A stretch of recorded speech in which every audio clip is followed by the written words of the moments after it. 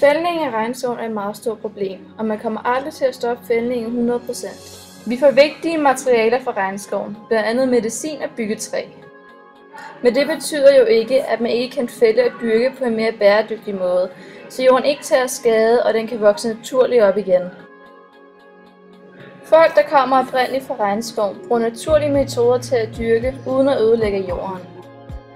90% af de fældninger, der foregår i regnskoven, er enten ulovlige, eller så bliver reglerne ikke overholdt. Der bliver fældet meget mere end nødvendigt.